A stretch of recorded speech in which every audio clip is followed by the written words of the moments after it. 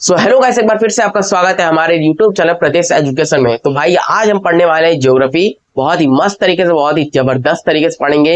ये चाहे रेलवे हो या फिर एसएससी हो, ये ताबड़तोड़ तरीके से आपका इसमें क्वेश्चन फंसेंगे। ठीक है, आप यहाँ पर देख सकते हो प्रीवियस अगर क्वेश्चन पेपर अगर आपके साथ होगा तो उसमें से आप क्वेश्चन मिला लीजिएगा। जितना हम पढ़ाएंगे उसमें से तो आया ही है भाई। ठीक है, तो चलिए शुरू करते हैं। 100% नहीं बोल सकते लेकिन 90% तो आएगा ही आएगा। ठीक, चलिए देखते हैं आज का क्या है हमारा टॉपिक। तो आज हम पढ़ने वाले हैं ज्योग्राफी, जो एसएससी का ये पहला वीडियो डालने वाले हैं। ठीक है, रेलवे का हम डाले थे मैथ का, लेकिन ये क्या है, ये एसएससी का आज से शुरू हो रहा है। तो आज हम एसएससी का डालने वाले, ये पहला वीडियो डाला है मैंने। अगर आपने अभी तक चैनल को सब्सक्राइब नहीं किया तो सब्सक्राइब कर लो और ज्यादा से ज्यादा शेयर कर अपने दोस्तों के साथ, ताकि उनको भी पता चले कि भाई एसएससी का बैच शुरू हो चुका है। ठीक है, फ्री ऑफ कॉस्ट है, यूट्यूब पर धमाकेदार सेशन है। देखिए आज हम क्या पढ़ेंगे, भारत के बारे में पढ़ेंगे, मतलब कि भारत का परिचय। ठीक है, भारत का परिचय पढ़ेंगे, भारत का परिचय। ठीक है, तो ये जो भूगोल का आपका है ना, इसमें हमें ज्यादा मतलब कि एकदम डीपली नहीं जाना है। कौन सा हम यूपीएससी का तैयारी कर रहे हैं भाई। ठीक, हमें तो एसएससी निकालना है, रेलवे निकालना है, कोई भी नौकरी मिल जाए, बस तरीके से अपना लाइफ जिंदगी जी रहे हो। ठीक, तो यहाँ पर भारत का परिचय से याद आया कि अभी हमें इसमें क्या क्या पढ़ना है, हम आपको बताएंगे धीरे धीरे। ठीक है, चलते रहिएगा साथ में, मजा आते जाएगा। तो ये रहा आपका भारत का परिचय। इसमें हम क्या क्या पढ़ने वाले थे कि भारत के परिचय में सबसे पहले हम आपको बताएंगे कि आखिर जो ज्योग्राफी है ये आखिर शुरू कैसे हुआ, आखिर भारत में कौन कौन लोग आए, भारत का उत्पन्न कैसे हुआ। ठीक है, जो भारत उत्पन्न तो मान लीजिए विश्व भूगोल में हम पढ़ेंगे, लेकिन भारत के अंदर कौन कौन से साइट्स है, मतलब कि जैसे आपका वेस्ट बंगाल कहाँ पर है, और जहां पर नदी है नदी तंत्र पढ़ेंगे, और जहां पर आपका श्रीलंका है वहां पर कौन सी खाड़ी है वो पढ़ेंगे। मतलब ऐसे हिमालय हिमालय सब कुछ पढ़ने वाले ज्योग्राफी में, जितना हमें इंडियन ज्योग्राफी में आता है वो सब हम पढ़ेंगे। लेकिन लेक्चर बाय लेक्चर। ठीक है, हमें लगता है 50-60 लेक्चर तो हो ही जाएगा भाई समय। तो देखते हैं। ठीक, सबसे पहले हम जानेंगे क्या कि जो हमें बताइए भाई, ज्योग्राफी पढ़ने वाले हैं। ठीक है, ज्योग्राफी जब हम पढ़ेंगे, ज्योग्राफी का शब्द यही होता है ना, मतलब ज्योग्राफी में से क्या होता है, भूगोल होता है। ज्योग्राफी मतलब क्या होता है, भूगोल होता है। तो ज्योग्राफी का स्पेलिंग ये होता है ना, देख लो पहले। तो ज्योग्राफी जब हम पढ़ने वाले हैं तो आप इसमें देखोगे कि इसमें दो शब्द है।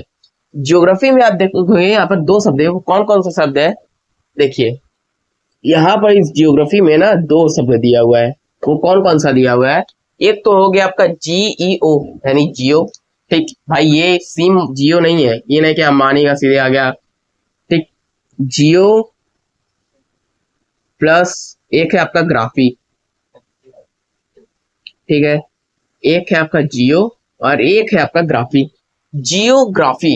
ठीक है, तो जियो का मतलब क्या होता है और ग्राफी का मतलब क्या होता है, तो इसी में से आपका निकलने वाला है आपका भूगोल का बहुत ही ताबड़तोड़ तरीके से धमाकेदार वाला शब्द। कौन सा शब्द है, धीरे धीरे पढ़ते जाइएगा, मजा आते रहेगा। ठीक है, तो इसमें आप कौन सा शब्द निकलेगा, देखिए यहाँ पर ये तो है आपका जियो और ये है आपका ग्राफी। तो इसमें से एक शब्द निकलेगा आपका और इसमें से भी एक शब्द निकलेगा। तो जियो मीन्स क्या होता है, पृथ्वी होता है। ठीक है, जियो मीन्स क्या होता है, पृथ्वी होता है। और ग्राफी मतलब क्या होता है, वर्णन करना होता है। ठीक है, वर्णन करना होता है।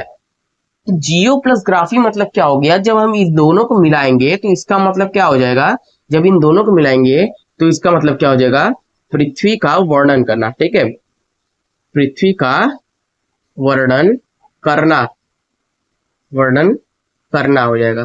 ठीक है, मतलब कि भाई अगर हम ज्योग्राफी का अर्थ जानने की कोशिश करेंगे तो जो ज्योग्राफी का अर्थ आपका निकलेगा ना, वो क्या निकलेगा, पृथ्वी का वर्णन करना। ठीक है, इतनी बात समझ में आ गई। देखिए जब इतनी बात समझ में आ गई तो आपको ये भी समझ में आएगा कि आखिर हम जियोग्राफी शब्द को दो भाग में हम बांट सकते हैं। एक है आपका जियो प्लस ग्राफी। ठीक है, जियो का मतलब है पृथ्वी और ग्राफी का मतलब है वर्णन करना। ठीक, अब इन दोनों को जब मिलाएंगे तो पृथ्वी का वर्णन करना। अगर आपसे कोई पूछ सकता है कि भाई जियोग्राफी तो पढ़ ले हो, ठीक है, भूगोल तो पढ़ ले हो, लेकिन ये जो जियोग्राफी शब्द है इसका पहली बार प्रयोग किसने किया था और इस जियोग्राफी का मतलब क्या होता है, तो आपको मतलब तो बता दिया मैंने कि पृथ्वी का वर्णन करना। और यहीं पर अगर बोल देगा कि ज्योग्राफी का सबसे पहले प्रयोग किसने किया था, तो इनका नाम हो जाएगा इरेटोस्थनीज। ठीक है, इरेटोस्थनीज हो जाएगा, स्थनीज क्या हो जाएगा, इरेटोस्थनीज हो जाएगा। ठीक है, अब भाई यहीं पर बात आती है कि भाई अगर भूगोल के जनक कौन है, ठीक है, अब यहीं लगे हाथ भूगोल के जनक जान लेते हैं हम। तो भूगोल के जनक कौन है, तो जियोग्राफी के जनक कौन है, ठीक है, भूगोल के जनक, जनक को हम जानेंगे कौन है। तो जियोग्राफी के जनक है हिकेटियस, सबको पता होगा बहुत सारे लोगों को, ठीक है। इनके जनक है, क्या नाम है इनका, हिकेटियस, हिकेटियस, ठीक है। और हिकेटियस से याद आया कि इनका एक बुक है, इनका एक बुक है और उस बुक का नाम है जस पीरियोडस। इनका जो बुक है ना, उस बुक का नाम है जस पीरियोडस, ओडस, ठीक है। इनका जो बुक है उस बुक का नाम है जस पीरियोडस, ठीक है, यही है इनका बुक। और इस बुक का क्या अर्थ है, अब इस बुक का अर्थ अगर कोई पूछेगा तो आपको मालूम चलने वाला यहाँ पर क्या, पृथ्वी का वर्णन करना, ठीक है। इस बुक का क्या अर्थ है, पृथ्वी का वर्णन करना है, ठीक है।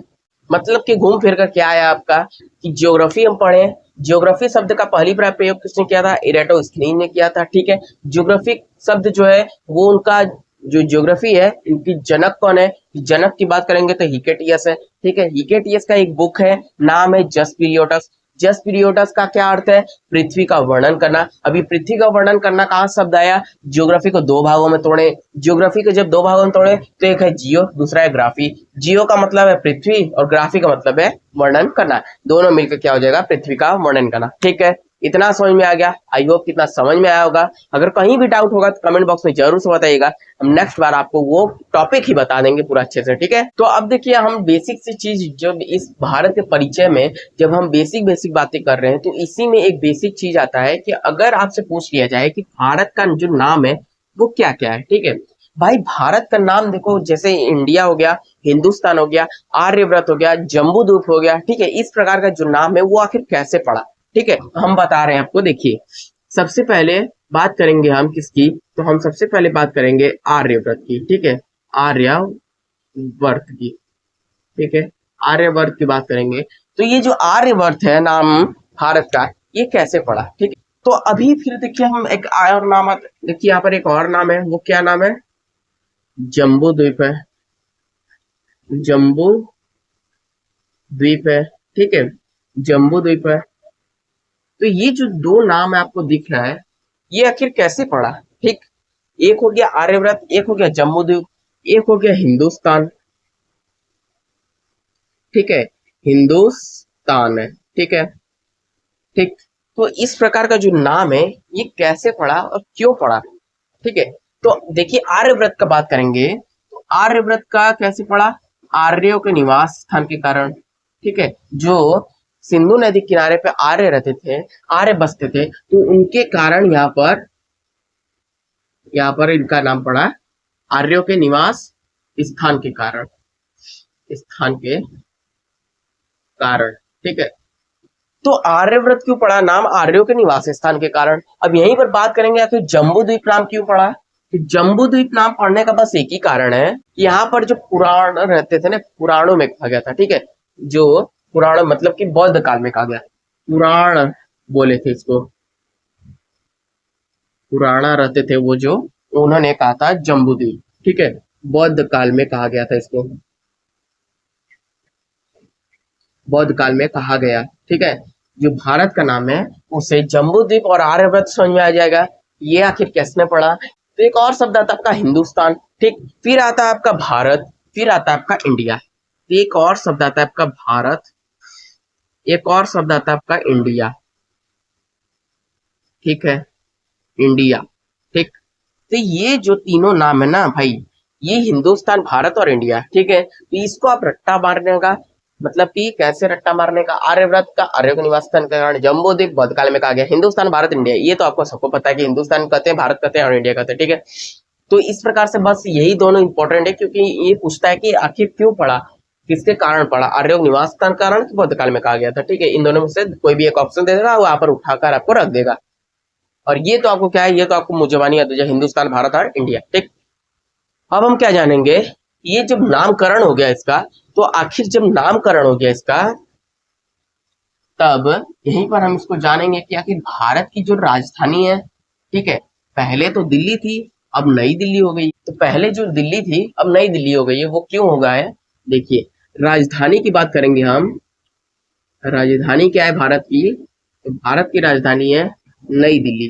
ठीक है, नई दिल्ली है। ठीक। आइए हम लिखते जा रहे हैं, जितने भी हमारे भाई हैं बिगिनर स्टूडेंट्स, ठीक है, वो अपना देख कर उतार लेंगे और इसको एक बार रिवाइज कर लेना, शाम को एक बार सुबह कर लेना भाई, ये दिमाग में छप जाएगा और फिर हफ्ते हफ्ते करके इसको रिवाइज करते जाना। ठीक है।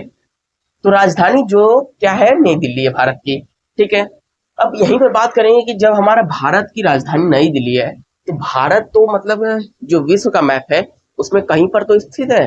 तो ये स्थित है कहाँ पर? अगर हम ग्लोब की बात करें, मान लीजिए यहाँ पर हम एक पृथ्वी बना देते हैं, ज्यादा छोटा बन गया। मान लीजिए यहाँ पर एक पृथ्वी बना देते हैं, ठीक है। ये जो पृथ्वी है, तो इसमें आखिर भारत स्थित कहाँ पर है? सब सबको पता होगा कि भाई बीच में से एक इक्वेटर जाता है, उसके ऊपर से ट्रॉपिक ऑफ कैंसर जाता है और नीचे से ट्रॉपिक ऑफ कैप्रिकॉर्न जाता है। ये होता है आपका कर्क रेखा, ये होता है आपका इक्वेटर, ठीक है, और ये होता है आपका मकर।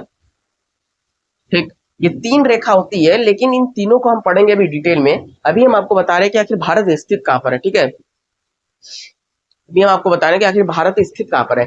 तो ये जो आपको कर्क रेखा और ये जो कर्क रेखा और इक्वेटर के बीच का भाग दिख रहा है यहाँ पर, ठीक है, इसे हम क्या कहते हैं? जो एक और देखिए पृथ्वी बता रहे हैं आपको, ये ठीक है, तो ज्यादा ही सर्कल वाला बन गया लगता है। ठीक, चलिए पृथ्वी मान लीजिए इसको, क्या मानोगे यार, इससे नहीं मनाएगा, डस्टर कहाँ चला गया।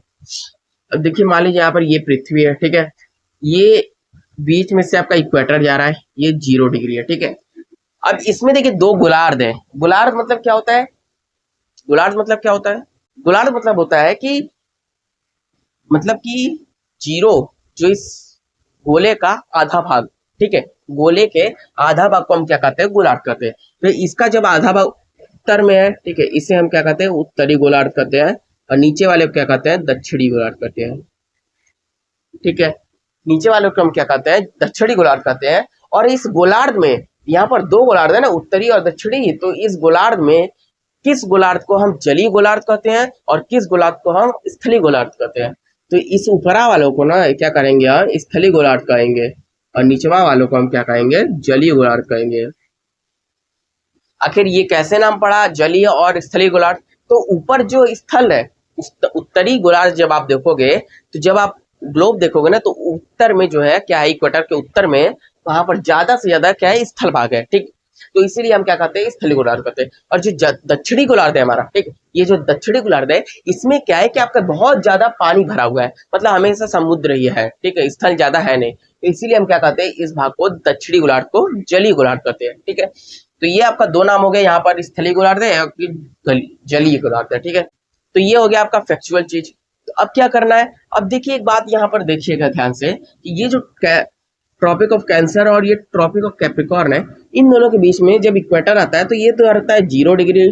ठीक, ये आता है आपका 0 डिग्री। लेकिन जब इसकी बात करेंगे हम कर्क रेखा की, तो ये 23.5 डिग्री उत्तर में रहता है। 23.5 डिग्री उत्तर में रहता है। क्यों? क्योंकि भाई जब 0 डिग्री के उत्तर, 0 डिग्री के ऊपर क्या है? उत्तर है। मैंने अभी यहाँ पर बताया 0 डिग्री के ऊपर क्या है? उत्तर है, नीचे क्या है? साउथ ले जाएगा।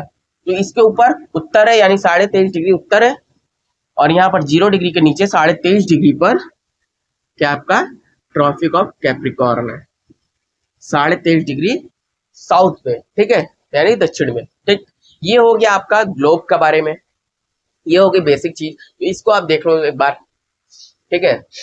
मैंने ये तो सबको याद रहेगा, ये देख लो, बस इसमें देखना है, क्योंकि स्थलीय और जलीय गोलार्ध को इसमें देखना है, ठीक है, क्योंकि यहाँ पर दो गोलार्ध बनते हैं, और ये कर्क रेखा है, मकर रेखा, इक्वेटर है, 0 डिग्री है। ठीक है, चलो इतना देख लिए। अभी हम इसको इरेज कर देते हैं। चलिए ये इरेज हो गया। अब हम क्या करेंगे? अब देखिए एक बड़ा सा ग्लोब बनाएंगे, ठीक है, एक बड़ा सा आपका पृथ्वी बनाना है। भाई इतना बड़ा तो पृथ्वी नहीं बना सकते, क्योंकि हमारा पृथ्वी बहुत बड़ा है, तो इतना में हमें एडजस्ट करना पड़ेगा, इतना में हमें समझना पड़ेगा। ठीक है, तो इस प्रकार से ये पृथ्वी है हमारा। ठीक, चलिए, बीच से आपका जाता है इक्वेटर, बीच से आपका क्या जाता है? इक्वेटर जाता है। पर इसके ऊपर से भाग जाता है एक आपका कर्क रेखा का, और एक नीचे से जाता है आपका मकर रेखा का। ठीक है, बीच से जाता है आपका यहाँ पर इक्वेटर जाता है, और यहाँ से जाता है मकर रेखा, ये जाता है कर्क रेखा। ठीक है, तो ये हो गया आपका कर्क रेखा, कर्क रेखा, और ये हो गया आपका मकर रेखा, मकर रेखा, और ये हो गया आपका इक्वेटर। ठीक है, ये हो गया आपका इक्वेटर जो 0 डिग्री जाता है, और ये 23.5 डिग्री उत्तर से जाता है। अभी मैंने बताया है कि ये 23.5 डिग्री उत्तर और ये 23.5 डिग्री दक्षिण से जाता है। ठीक है, साउथ से। ठीक है, इतना समझ में आ गया। तो अब देखिए इसमें आखिर कोई पूछ लेगा कि भाई आप देखो यहाँ पर कर्क रेखा और मकर रेखा तो है, लेकिन इक्वेटर भी है, तो इस इक्वेटर का भाई हम 3 नाम जानते हैं। इक्वेटर का हमें कितने नाम जानते हैं? 3 नाम जानते हैं, और वो तीनों क्या क्या नाम है अभी हम आपको बताते हैं। ठीक है, ये 0 डिग्री रेखा है, तो यहाँ पर 0 डिग्री डाल देते हैं। अब देखिए इस जो है इक्वेटर का 3 नाम, उसे हम नागिन डांस करके बनवाएंगे। देखिए नागिन डांस हो गया। अब देखिए बताते हैं आपको, इक्वेटर का पहला नाम क्या होता है? एक तो है खुद इक्वेटर, एक होता है आपका भूमध्य रेखा। ठीक है, इंग्लिश को क्या कहते हैं? भूमध्य रेखा को इक्वेटर ही कहा जाता है। तो इस प्रकार से आप जान सकते हो कि इसका 3 नाम हम बोल सकते हैं। ठीक है, एक होता है आपका भूमध्य रेखा, एक होता है आपका विषुवत रेखा, एक होता है आपका विषुवत रेखा, और एक होता है आपका इक्वेटर, खुद इक्वेटर होता है। ठीक है, ये 3 नाम हो गया। अब देखिए यहाँ पर एक बहुत, अब देखिए यहाँ पर एक बात और याद आता है आपको। यहाँ पर एक बात और देखते हुए, यहाँ पर क्या है कि यहाँ पर कुछ भारत है। ठीक है, यहाँ पर आप देख सकते हो कि यहाँ पर भारत है। ठीक है, यहाँ पर क्या है?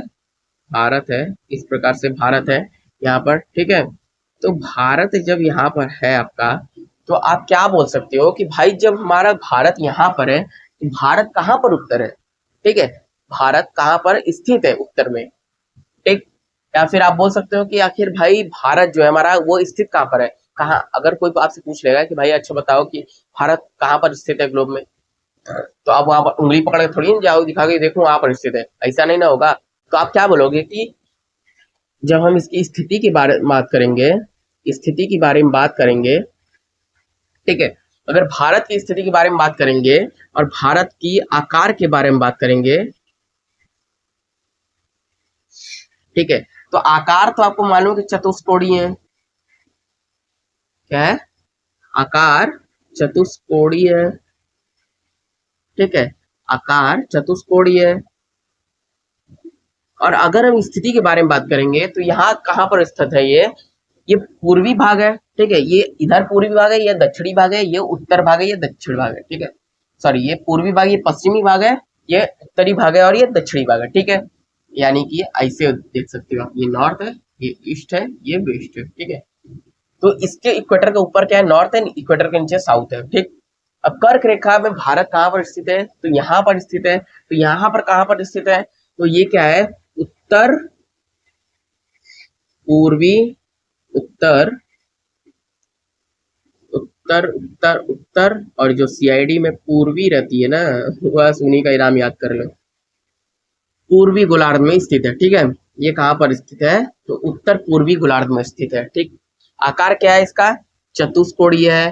ठीक है, ये 2 बातें आपको याद रखनी है। और क्या याद रखना है? ये जो इसके 3 नाम है, किसके? इक्वेटर के, 0 डिग्री के। ठीक है, अब यहाँ पर अगर आपसे कोई पूछे कि देखिए भारत जो है वो तो मान लीजिए कर्क रेखा पर स्थित है, लेकिन जो कर्क रेखा पर ये स्थित है, तो इसमें कर्क रेखा कहाँ से जाती है भारत के? कोई राज्य से तो जाता होगा भाई। भारत में आखिर 28 राज्य है, तो किसी राज्य से गुजरता होगा।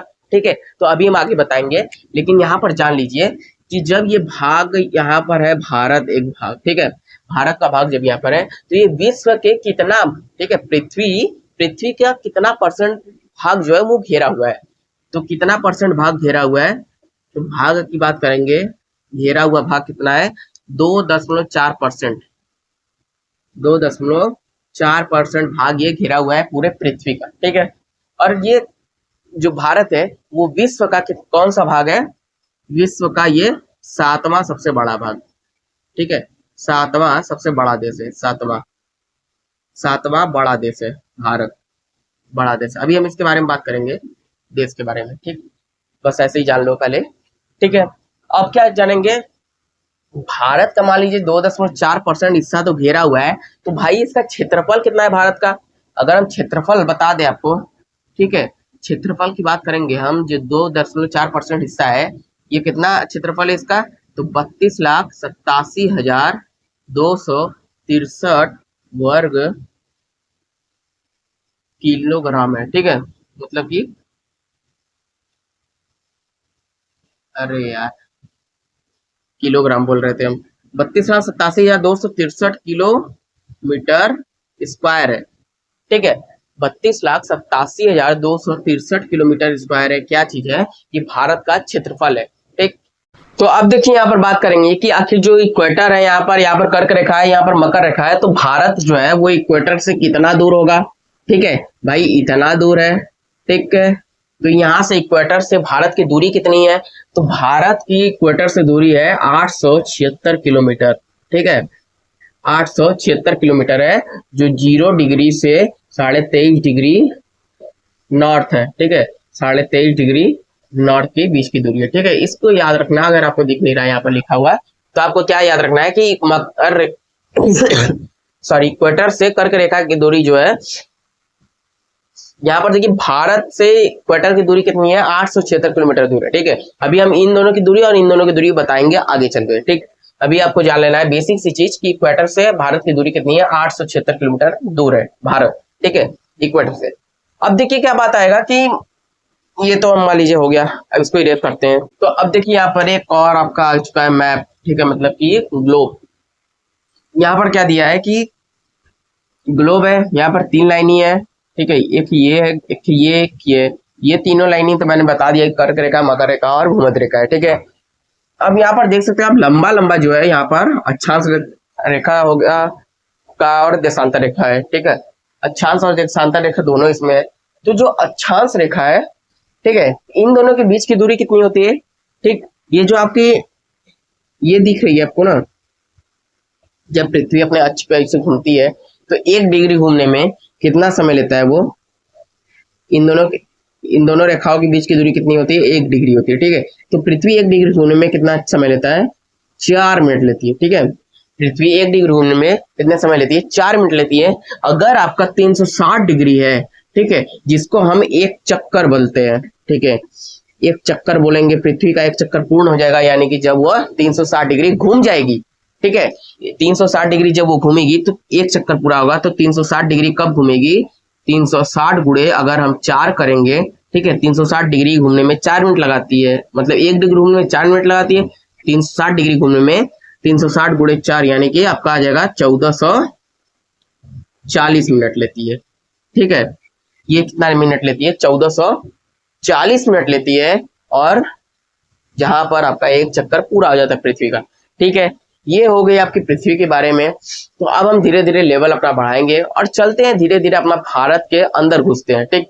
आगे देखते हैं कि भारत कैसे स्थित है, भारत में कर्क रेखा कहाँ से जाती है, मानक समय रेखा जो है, ठीक है, मानक समय रेखा जो है वो कहाँ से गुजरता है, और जो आपका इंदिरा कोल, इंदिरा पॉइंट, किबिथु है, गुहार मोती है, ये सब क्या है वो जानेंगे, ठीक है। पहले ये देखते हैं कि ये तो हो गया आपका पृथ्वी के बारे में, इसको अभी हम इरेज करते हैं, ठीक, बहुत पढ़ लिए पृथ्वी के बारे में। तो अब देखिए क्या जानेंगे कि हमारा जो चतुष्कोणीय है भारत का आकार, किस प्रकार से, इस प्रकार से हम मान सकते हैं, ठीक है, इस प्रकार से हम मानेंगे कि हमारा ये भारत है, ठीक है। यहाँ पर गुजरात हो गया, यहाँ पर जम्मू कश्मीर हो गया, यहाँ पर आपका अरुणाचल प्रदेश हो गया है, और यहाँ पर जो क्या रहता है लास्ट में, तमिलनाडु, केरला, जो भी हो, ठीक है। तो इस प्रकार से यहाँ पर है तमिलनाडु, केरला, भाई दोनों यही साइड रहता है नीचे वाले में। तो हम यहाँ पर जानेंगे कि देखिए यहाँ पर ईस्ट है, यहाँ पर वेस्ट है, यहाँ पर नॉर्थ है, यहाँ पर साउथ है। तो इसमें हम क्या जानेंगे कि जब ईस्ट है, वेस्ट है, नॉर्थ है, साउथ है, तो इस प्रकार से आपको इसका दिशा का नाम पता चल गया कि इधर है आपका क्या, अरुणाचल प्रदेश, और इधर है गुजरात, इधर है जम्मू कश्मीर, और इधर है क्या, केरला और तमिलनाडु, ठीक, नीचे। तो इसमें क्या बात पता करनी है आपको, यहाँ पर एक पॉइंट है, यहाँ पर इंदिरा पॉइंट है, यहाँ पर इंदिरा कोल, इंदिरा पॉइंट, किबिथु, गुहार मोती, ठीक है। तो इस प्रकार से हम लिख दे रहे हैं आपको। ईस्ट में क्या है आपका, किबिथु है, किबिथु है, ठीक है, किबिथु है। यहाँ पर क्या है, गुहार मोती है, गुहार मोती है, ठीक है, किबिथु है। और यहाँ पर क्या है, गुहार मोती है। इधर इंदिरा कोल हो जाएगा, इधर इंदिरा पॉइंट हो जाए, ठीक है, इंदिरा कोल हो जाएगा, इंदिरा कोल हो जाएगा, इंदिरा कोल, और इधर हो जाएगा इंदिरा पॉइंट, ठीक। लेकिन इंदिरा पॉइंट के बारे में एक बात आपको याद रखना है, हमेशा याद रखना है, ठीक है। जो इंदिरा पॉइंट है ना, जो इंदिरा पॉइंट है, ये क्या किया है, 2004 में सुनामी लहरों के कारण, याद रखिएगा इस बात को, कोई जल्दी बताएगा नहीं, 2004 में सुनामी लहरों के कारण समुद्र में क्या हो गया, ये डूब गया, जलमग्न हो गया, गायब हो गया, हो गया। ये जो पॉइंट है वो कहाँ गया पता नहीं, ओ भाई कहाँ गया पता नहीं, ठीक। तो इस प्रकार से 2004 में इंदिरा पॉइंट हो गया। ये एनसीईआरटी का आपको बेसिक नॉलेज है, ठीक। तो ये हो गया आपका 4, कौन कौन सा, गुहार मोती, इंदिरा कोल, किबिथु और इंदिरा पॉइंट, ठीक है। अब ये हो गया। अब देखिए क्या करना है कि जो यहाँ पर, ठीक है, यहाँ से एक लाइन आएगी और यहाँ से एक लाइन खींच देते हैं और इधर एक लाइन खींच देते हैं और नीचे एक लाइन खींच देते हैं, ठीक है। ये जो आपको लाइनिंग मैंने खींचा, इसी प्रकार से कोई वैसे ही बिना मतलब का नहीं खींचा। ये आखिर लाइन क्या है, यहाँ ये जो लाइन जाती है 97.25 से जाती है, ठीक है, 97.25। ये क्या है, 97.25, ये क्या है, इसका लाइनिंग का ये जो लाइन है, इसका ये क्या करता है, आपको दिशा बताता है कि भाई जैसे रहता है ना, इस डिग्री से जा रही है, 97.25 डिग्री से जाती है, ठीक है। ये 68.7 से जाती है, 68.7 से जाती है, ये 37.6 से जाती है, और ये 97.25 से जाती है, 68.7 से 97.25। और क्या बोलता है यहाँ पर, देखिए 8.4 यहाँ पर जाएगी, मतलब कि 8 डिग्री 4 मिनट, ठीक। और यहाँ पर क्या है, 37.6 यानी कि 37 डिग्री 6 मिनट, ठीक है। तो इस प्रकार से ये लाइनिंग जाती है, ठीक है। तो इसमें क्या बोलना है कि जब हम ईस्ट से और वेस्ट की बात करेंगे तो क्या आ जाएगा, ईस्ट में क्या है 97.25,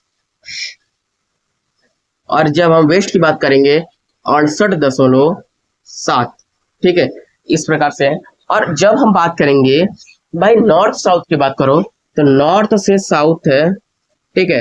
तो नॉर्थ में कितना पर है, नॉर्थ में आकर 37.6 है, 37 डिग्री 6 मिनट।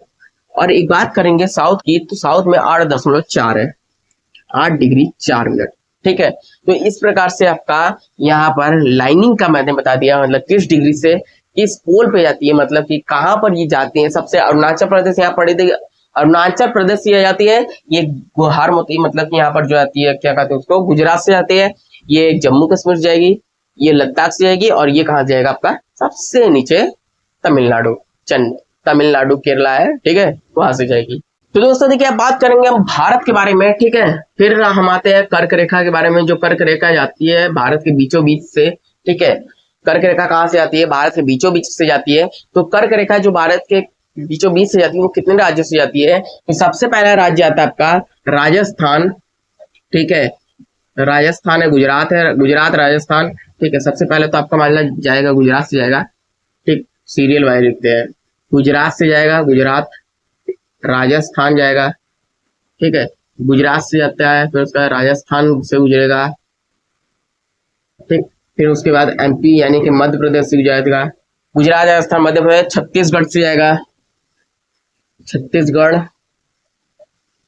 छत्तीसगढ़ से जाएगा, फिर उसके बाद झारखंड में प्रवेश करेगा, झारखंड, ठीक है, झारखंड में जाएगा, गुजरात राजस्थान मध्य प्रदेश छत्तीसगढ़ झारखंड, वेस्ट बंगाल त्रिपुरा मिजोरम, ठीक है, वेस्ट बंगाल त्रिपुरा, और ये क्या हो जाएगा लास्ट का आपका मिजोरम, ठीक है। क्या है, ये है आम जिंदगी, क्या, गुजरात राजस्थान मध्य प्रदेश छत्तीसगढ़ झारखंड वेस्ट बंगाल त्रिपुरा मिजोरम, ठीक, गुजरात राजस्थान मध्य प्रदेश छत्तीसगढ़ झारखंड वेस्ट बंगाल त्रिपुरा मिजोरम। कितने राज्यों से, 1 2 3 4 5 6 7 8, 8 राज्यों से आपका कर्क रेखा भारत से गुजरती है। कितने राज्यों से, 8 राज्यों से। और वो 8 राज्य कौन कौन से हैं आपके सामने है, वो पढ़ा देख लो, ठीक है, पढ़ लेना एक बार और, ठीक। तो इस प्रकार से आपका कर्क रेखा गुजरती है। 8 राज्यों से। अब भारत की बात करेंगे तो भारत को मैंने बताया था कि भारत विश्व का कितना सबसे बड़ा देश है, 7वां सबसे बड़ा देश है। ठीक है, भारत विश्व का 7वां सबसे बड़ा देश है। तो भाई पहला कौन है, तो इसी क्रम में हम बात करेंगे, पहली की बात करेंगे तो सबसे पहला क्या है आपका, सबसे पहला आ जाएगा रूस, फिर आएगा दूसरा पे कनाडा, कनाडा आ जाएगा।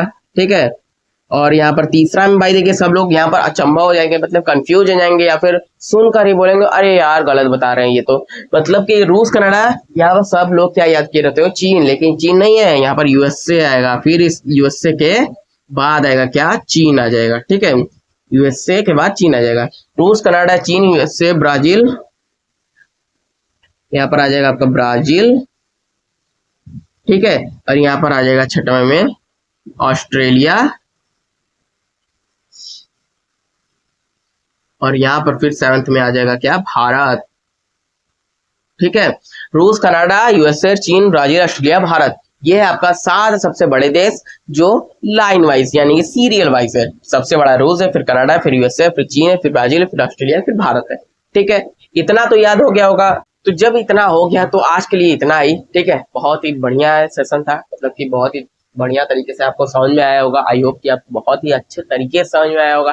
ठीक है, तो ये वीडियो कैसा लगा कमेंट बॉक्स में जरूर से बताइएगा, और ज्यादा से ज्यादा शेयर करो अपने दोस्तों के साथ। और भाई एक लाइक तो बनता है, क्योंकि भाई इतनी मेहनत कर रहे हो तो आप भी कर सकते हो। ठीक, धीरे धीरे हम आगे बढ़ेंगे और आपको भी हम आगे बढ़ाएंगे, और बहुत ही मस्त तरीके से आपका इसमें से क्वेश्चन फंसने वाला है। अगर यकीन ना हो तो प्रैक्टिस से या फिर जो भी आपका है अभी तक का जितना भी मैंने बताया, अगर इसमें से एक आध 2 क्वेश्चन या 3 क्वेश्चन जितने भी हैं, अगर आप प्रैक्टिस सेट लगाओगे तो इसमें तो पक्का आएंगे। ठीक है, जीएस में। तो मिलते हैं अगली वीडियो में, तब तक के लिए धन्यवाद। जय हिंद, जय भारत।